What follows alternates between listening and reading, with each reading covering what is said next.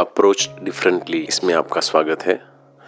आज मैं आपको एक नए टॉपिक के बारे में बताऊंगा। जैसे जूनियर एडवोकेट्स रहते हैं या किसी का बैकग्राउंड नहीं होता, उनको अपने लिए क्लाइंट ढूंढना कैसे प्रैक्टिस में आए, कैसे इंडिपेंडेंट क्लाइंट्स बनाए, वो सबसे बड़ा महत्वपूर्ण क्वेश्चन रहता है। नॉलेज बहुत रहता है लेकिन उसको इम्प्लीमेंट कैसे करें। तो आज का टॉपिक इसके बारे में रहेगा कि शुरू के सालों में एडवोकेट के प्रोफेशन में जब आपके फोर फादर्स में से या आपके बैकग्राउंड में से कोई एडवोकेट नहीं है और आपको बहुत इंटरेस्ट है ये सब्जेक्ट में प्रैक्टिस करने में, तो आप कैसे क्लाइंट बनाएंगे, कैसे इसमें एस्टैब्लिश होंगे, कैसे अपना नाम बनाएंगे। मैं ये आपको अपने अनुभव से बताऊंगा कि मैंने ये सब्जेक्ट्स में अपना नाम कैसे बनाया, किस हिसाब से मैं एंटर हुआ। ये सब्जेक्ट मेरे लिए बहुत ही अनएक्सपेक्टेड था। मैं बेसिकली वाइट कॉलर जॉब करने का सोच रहा था, लेकिन मेरे पास ऐसा कोई एम या ऐसा गोल नहीं था। मैंने एमकॉम एलएलबी कंपनी सेक्रेटरी का फाइनल तक का एग्ज़ाम दे चुका था। मैं बहुत फ्रस्ट्रेट था। उसके बाद मैंने सोचा कि चलो कुछ ऐसा करूं जिससे कोई मेरा बॉस ना हो, मैं खुद का अपना कुछ ऐसा करूं। तो उस टाइम पे मेरे पास एलएलबी की डिग्री थी, तो मैंने सोचा कि चलो ये प्रोफेशन मैं देख लेता हूं, अगर सेट होता है तो इसमें चला जाऊंगा। उस टाइम पे मेरी उम्र 25 ईयर्स हो चुकी थी। तो मैं हाई कोर्ट में एक मेरे फ्रेंड के साथ गया, वहाँ देखा तो मुझे बहुत रेप्यूटेड प्रोफेशन लगा। मुझे लगा कि चलो ये प्रोफेशन मेरे लिए अच्छा है, कोई बॉस नहीं है, हम अपने हिसाब से काम कर सकते हैं, अच्छा एनवायरनमेंट है। तो मैंने ये सोच लिया कि चलो ये प्रोफेशन में जाते हैं। मेरा कोई बैकग्राउंड नहीं था। मेरे फ्रेंड के कोई आंटी थे, उसके साथ हम एसोसिएट्स हो गए। मैं थोड़ा बेसिक लॉजिक समझता था कि ये अगर मैं किसी जगह पे जाता हूँ तो हमारा लॉजिक बहुत क्लियर होना चाहिए कि भाई हम क्यों जाते हैं, ये मैं कोई काम कर रहा हूँ तो क्यों कर रहा हूँ। तो वैसे मैंने एक लॉजिक रखा था कि मैंने पढ़ाई तो की थी लेकिन मैं इतना भी ब्रिलियंट स्टूडेंट नहीं था, मैं बहुत एवरेज स्टूडेंट था, लेकिन मैं लॉजिक बहुत अच्छी तरह से समझ सकता था। तो मैं हमेशा ये सोचता था कि भी कोई भी चीज़ होती है तो क्यों होती है, उसके पीछे क्या रीज़न रहते हैं। तो हाई कोर्ट में मैंने प्रैक्टिस स्टार्ट की, जो मेरे फ्रेंड थी उसकी आंटी के साथ की। तो मैं वहाँ पे हाई कोर्ट में 33 कोर्ट्स थी, तो मैं पूरी कोर्ट्स में घूमता रहा, 1-2 दिन, 3 दिन, 4 दिन, 5 दिन। उस टाइम पे मुझे यही खाली पता चला कि ये कोर्ट्स है, इसमें एक लिस्ट लगती है, उसमें मैटर्स लिस्टेड होती है, मैटर्स कहाँ से आती है, कहाँ जाती है, ये मैटर्स कौन से सब्जेक्ट से रिलेटेड है। तो ये सारे क्वेश्चंस मेरे पास बहुत थे। तो मैं जो भी मिलता था, जो भी एडवोकेट्स होते थे या जो भी मेरे फ्रेंड्स मिलने लगे वहाँ पे, तो मैं उसका पूछता रहता कि भाई ये जज साहब किस हिसाब से मैटर चलाते हैं, यहाँ पे मैटर कैसे आ जाती है, कहाँ फाइल होता है, फाइल होने के बाद जजेस इसको हियरिंग करके उसके बाद कहाँ डाल देते हैं, फिर वापस कैसे आ जाती है, कौन कौन से सब्जेक्ट्स यहाँ पे हैंडल होते हैं। तो ये सारे क्वेश्चंस मेरे अंदर ऑटोमेटिक आते रहते थे। मैं पूछता रहता था खुद से, सबसे। जैसे जैसे लोगों ने बताना शुरू किया वैसे वैसे मैंने उस रिलेटेड पढ़ना शुरू किया। जैसे हाई कोर्ट में मैं जाता था तो बोलता था कि फर्स्ट अपील का ये बोर्ड लगा है, ये जज साहब फर्स्ट अपील लेते हैं। तो मैं पूछता था फर्स्ट अपील कहाँ पे होता है, कैसे उसको कहाँ पे लिखा होता है फर्स्ट अपील पढ़ने का। क्योंकि मैंने जब लॉ किया था तो मैं इतना पढ़ के मैंने नहीं किया था, मैं जस्ट पास होने के लिए, डिग्री लेने के लिए मैं लॉ पढ़ता था। लेकिन जब प्रैक्टिकल में आया तब मुझे पता चला कि पढ़ना कुछ याद नहीं रहता है, प्रैक्टिकल हमें सिखाता है। तो उस हिसाब से मैं प्रैक्टिकल सीखने लगा। फर्स्ट अपील का मैंने पूछा तो बोला भी सीपीसी आप पढ़ लो। सीपीसी में कहाँ पढ़ना है वो देखा, पढ़ लिया। फिर कोर्ट कैसे हैंडल करती है उसको वो मैं देखने लगा। Second appeal, criminal revision application, SCA, वो सारे फॉर्मेट समझने लगा, पढ़ने लगा। उसके बाद हाई कोर्ट में मैटर नीचे से ऊपर कैसे आती है, ट्रायल कोर्ट में से हाई कोर्ट कैसे उसको हैंडल करती है, ये सारी चीज़ें मैं पूछ के पढ़ने लगा और 1-1.5 महीने में सारी बेसिक नॉलेज में सीख गया।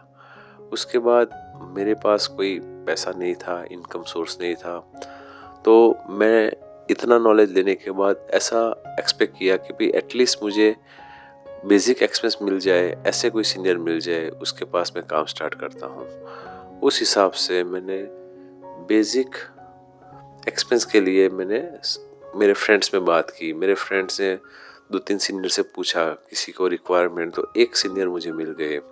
उन्होंने बोला कि चलो भाई 1000 रुपया दूंगा, 1000 रुपये में तुम कितना काम कर सकते हो। तो मैंने वो सर को बोला कि sir I can proceed with the matter. बोला कितने साल से काम करते हो? मैंने बोला सर 1.5 महीना हुआ है। बोला कि चलो ऐसा काम करो कि तुम पूरा ये मेरे 4-5 मैटर थे उसमें डेट लेके आ जाओ। बेसिक में समझ गया था, मुझे डेट लेनी थी, वो भी मुझे आ गया था। तो तुरंत मैं 20-25 मिनट में उसमें डेट मैनेज करके समझ के लेके आ गया। बोला तो सर ने बोला ठीक है चलो कल से तुम काम पे आ जाना। वहाँ पे मैंने काम स्टार्ट किया। धीरे धीरे उनकी लैंड की मैटर्स आती थी, मैट्रिमोनियल्स की मैटर्स आती थी, तो वो मैं धीरे धीरे सीखने लगा कहाँ से पढ़ना है, कैसे पढ़ना है। एक उत्साह रहना चाहिए हमें। अगर हमारे पास कोई बैकग्राउंड नहीं है, कोई हमें सिखाता है, सोर्स आना चाहिए। मैं सुबह 7 बजे घर से निकलता था, 8 बजे पहुंच जाता है मेरे सीनियर के वहाँ। 8 से 10 बजे तक मैं पढ़ता रहता। 10 साढ़े 10 को मैं कोर्ट के लिए निकल जाता था। शाम को वापस 5 बजे उनके वहाँ आता था, वहाँ वापस पढ़ता था। 11 बजे 10 बजे रात को निकलता था, 11 बजे घर पर पहुँचता था। मैंने 1.5-2 साल 3 साल वहाँ पे प्रैक्टिस की। मैंने पैसे की तरफ नहीं देखा, नॉलेज बढ़ाता गया। उस टाइम पे धीरे धीरे करके मैं उनकी सीनियर की मैटर मुझे मिलने लगी। सीनियर ने मुझे काफ़ी मैटर्स दी, उसमें मुझे 25 मैटर जितना मैंने अपना वो कर लिया। 25 मैटर जितना मैं करने लगा, तब जाके मैंने सीनियर से बोला कि सर मेरी 25 मैटर हो गई, मैं आपके मैटर में ध्यान नहीं दे पा रहा हूँ, मैं क्या अपना इंडिपेंडेंट प्रैक्टिस स्टार्ट कर सकता हूँ? उन्होंने बोला ठीक है कर लो। उनके ब्लेसिंग से मैंने स्टार्ट की। लेकिन जैसे ही मैंने स्टार्ट की, मेरा बैकग्राउंड नहीं था, मुझे क्लाइंट्स मिलने बंद हो गए। तो वापस मेरे इनकम पर ब्रेक लग गई। उनके पास था 3 साल तो मेरे पास बहुत इनकम आती थी, लेकिन जैसे ही मैंने बंद की, मेरे पास नए क्लाइंट्स आने बंद हो गए। अभी से मेरी रियल प्रैक्टिस स्टार्ट हुई। मेरे पास एक्सपीरियंस आ गया था, मैंने नॉलेज ले लिया था। अभी उसको इम्प्लीमेंट करना था, मुझे क्लाइंट्स लेने थे। यहाँ से मेरा स्ट्रगल स्टार्ट हुआ कि भाई क्लाइंट मैं कैसे बनाऊँ। उस टाइम पे फैमिली कोर्ट एस्टेब्लिश हुई थी 2000 में। तो वैसे भी मेरे सीनियर्स की मैं 2-3 मैटर्स फैमिली कोर्ट्स की लड़ चुका था, तो मुझे पता था कि ये सब्जेक्ट नया है। यहाँ पे मैंने देखा कि यहाँ पे बहुत क्लाइंट्स आते हैं, लेकिन उनको प्रॉपर गाइड करने वाले एडवोकेट्स नहीं है। तो मुझे लगा कि अगर मैं अपने आप को ये प्रूव कर पाया कि मैं क्लाइंट्स को हेल्प करने के लिए तैयार हूँ, उनके प्रॉब्लम सॉल्व करने के लिए तैयार हूँ, नहीं कि मुझे फीस चाहिए, ठीक है। तो मैंने अपने आप से ये बोला कि मुझे उनके प्रॉब्लम सॉल्व करने हैं, ठीक है। तो मैंने स्टार्ट किया, लेकिन शुरू में हमारी फाइनेंशियल कंडीशन अच्छी नहीं होती है, तो हमें थोड़ा ग्रीडीनेस आ जाता है कि भाई क्लाइंट अगर मिलता है तो मुझे फीस भी दे दे। वैसे एक क्लाइंट मुझे मिला उसने मुझे पूरे दिन खड़ा रखा, फीस नक्की की कि 7,500 रुपये दूंगा, ऐसे कह के पूरे दिन खड़ा रखा, पूरा दिन काम करवाया। मैटर का पूरा पोर्शन डिसाइड हुआ कि भाई ये मैटर चलाने का टोटल 15,000, उसमें से आधा चलाने का 7,500 में कब दूंगा? तो उसने बोला कि मैं आज तो नहीं दूंगा, आज आपने मेरे मैटर अच्छी हैंडल की, लेकिन अभी नेक्स्ट वीक दे दूंगा। नेक्स्ट वीक आया, वापस मैंने फॉलो किया, क्योंकि मेरे पास कोई काम नहीं था, मेरे पास पैसे नहीं थे, तो मैं उसको फॉलो करने लगा। जनरली ये चीज़ सभी एडवोकेट की लाइफ में शुरू में, जिसके पास बैकग्राउंड नहीं है, काम नहीं है, ये होती रहती है। मेरे साथ भी हुई, मैंने उसको फॉलो किया। उसने बोला कि मैं आज नहीं कल दूंगा, आज नहीं कल दूंगा, मैं उसके पीछे पड़ गया। मेरा ध्यान काम में, मैं कोर्ट में मेरे पास दूसरा काम नहीं था, इसलिए मैं काम नहीं करता था, उससे फॉलो करता रहता कैसे वो 7,500 आए तो मेरा घर का खर्चा और अच्छी तरह से चल जाए। मैंने उसको वापस पूछा, उसने मुझे बहुत पूछने के बाद उसने मुझे एक चेक दिया, 7,500 का चेक दिया। वो मैंने चेक लेके मैंने अपने पास रखा। उसने बोला कि सर आप डिपॉजिट मत करना, मैं आपको बोलूँगा तब करना। लेकिन मेरी फाइनेंशियल कंडीशन बहुत स्ट्रगल में चल रही थी, मेरी भी नई शादी हुई थी, उसके भी एक्सपेंस मुझे बेयर करने पड़ रहे थे। तो फिर मैंने, उसने जो मुझे चेक दे के रखा था और उसमें उसने डेट नहीं डाली थी, मुझे पता था वो पैसा नहीं दे रहा है, मुझे अवॉइड कर रहा है, तो मैंने डेट लगा के दूसरे दिन उसको डाल दिया। जैसे ही मैंने डाला उसी दिन उसका फ़ोन आ गया कि सर आप मत डालना। मैंने बोला सर मैंने डाल दिया है। तो कि नहीं सर मेरे पास पैसे नहीं है, मैं आपको नहीं दे सकता।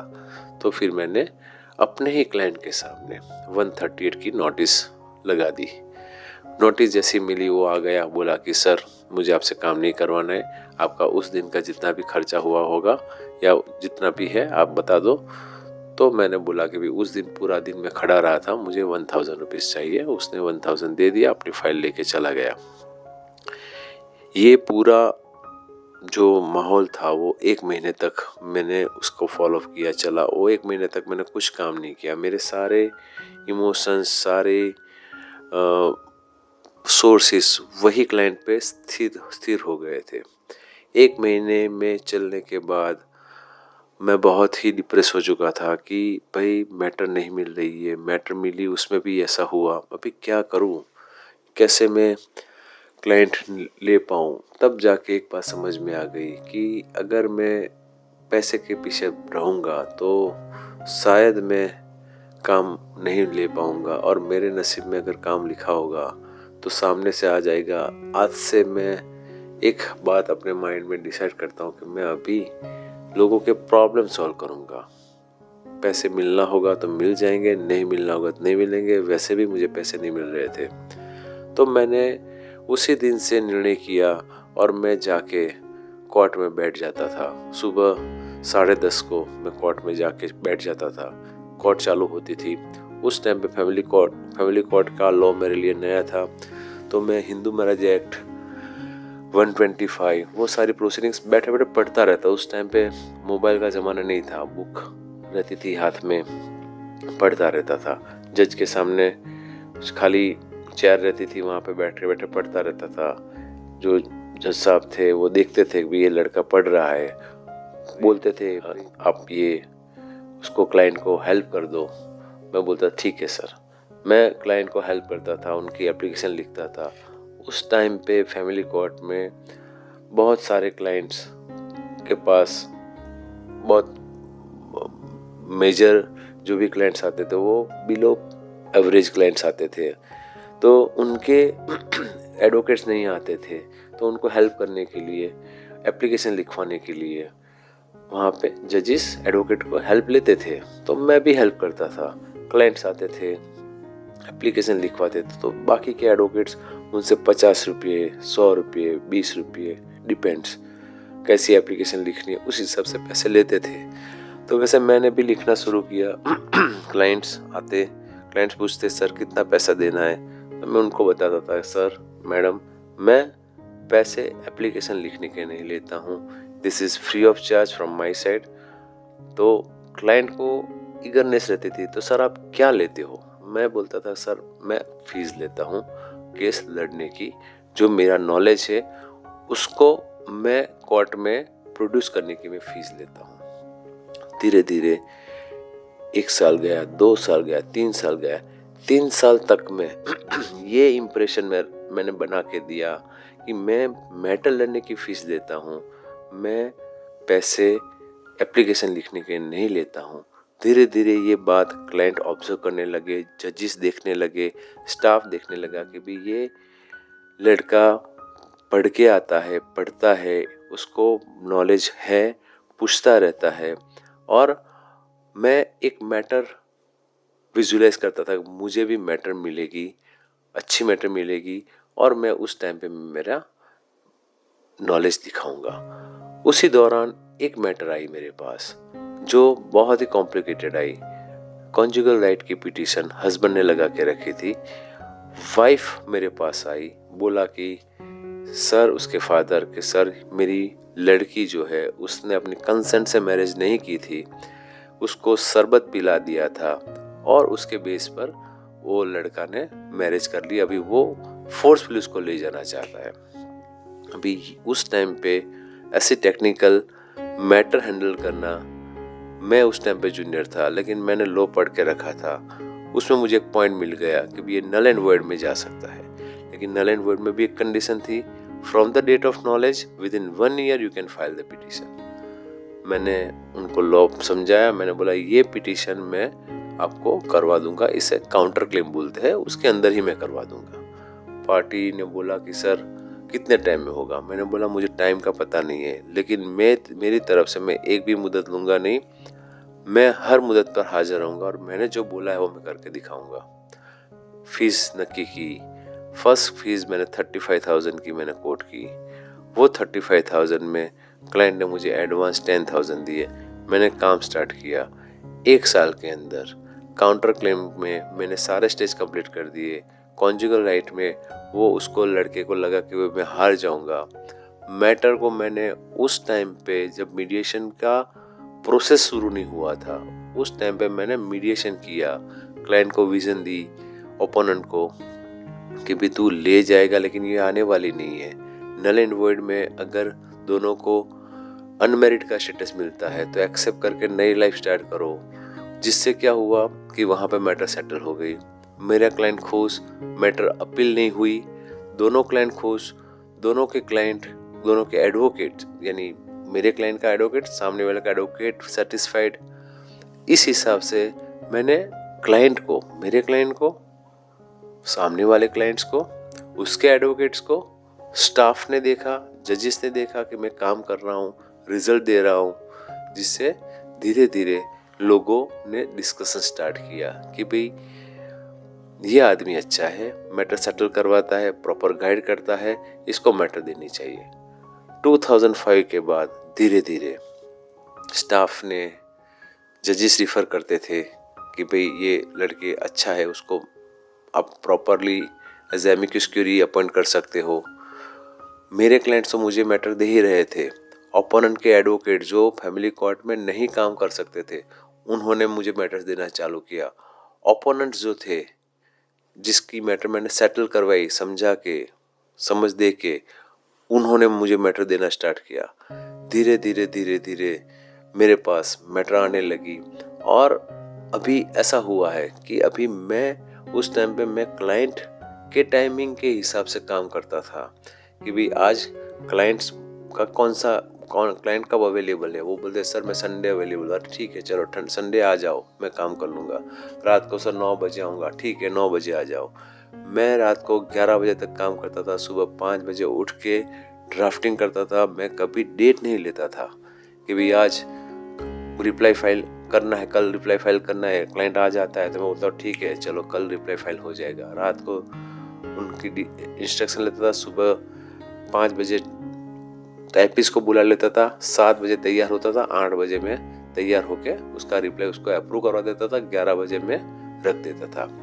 क्लाइंट देखते थे कि भाई ये प्रॉम्प्ट है उनके लिए। क्लाइंट के लिए एक दिन, एक मुदत इम्पोर्टेंट रहती है, हमारे लिए शायद 10 मैटर हो सकती है दिन की, लेकिन क्लाइंट के लिए वो एक मैटर खुद की है। अगर उसका 1 महीना स्किप होता है तो वो मेंटली डिस्टर्ब हो जाता है, उसकी फैमिली डिस्टर्ब हो जाती है। तो हमें वो चीज़ ध्यान रखनी है कि क्लाइंट की एवरी डेट में उसको एक स्टेप आगे ले जाना है। यही चीज़ वो अपने सर्कल में फॉरवर्ड करेगा, वो सर्कल आपको फॉलो करेगी। इतना सिंसियर रहो, कमिटेड रहो कि जैसे क्लाइंट को लगे कि नहीं, भले कोर्ट में मैटर में डेट पड़ रही है लेकिन मेरा एडवोकेट काम कर रहा है। खाली मैट्रिमोनियल मैटर में मैटर अटेंड मत करो, सामने वाले से बात करो, उसके एडवोकेट से बात करो, कुछ रास्ता निकालो, कैसे हो सकता है, क्यों नहीं हो सकता है, इसका रीज़न क्या है। आपके क्लाइंट से बात करो, कहाँ पे वो अटक रहा है, उसको हेल्प करो।